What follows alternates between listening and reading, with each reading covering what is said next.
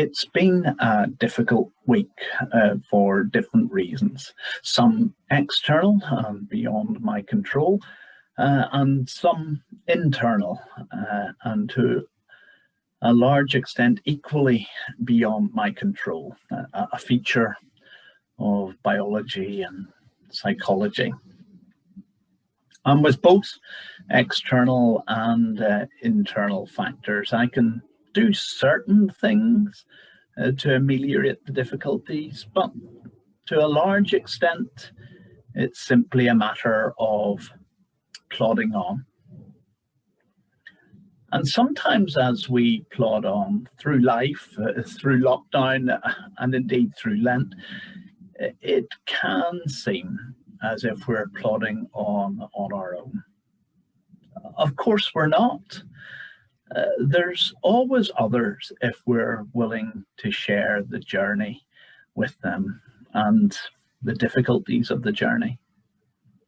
And there's always God, I believe, though sometimes his presence can seem a little less tangible than at others.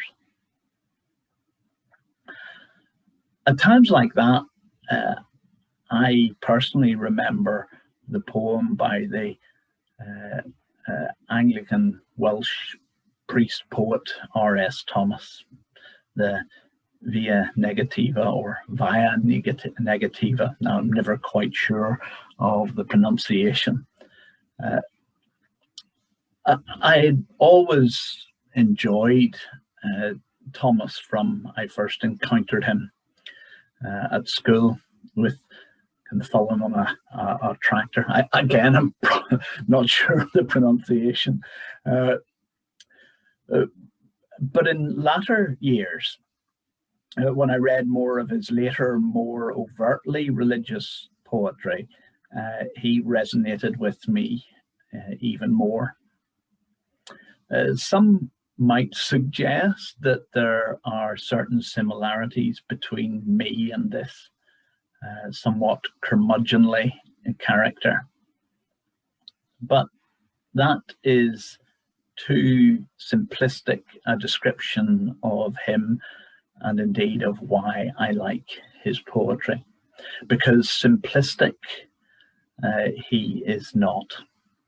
And that's especially true of this poem, where somewhat twisting the philosophical idea of the via or via negativa, where philosophers have historically described God in terms of negative traits or what he's not. R.S. Thomas paints a profound word picture of the God he has served and walked with, but a picture that is in many ways a blank space. Not so much a God of the gaps that gets squeezed by science and modernity, but a bit like the dark matter that physics tells us pervades the universe and yet is tantalizingly unprovable.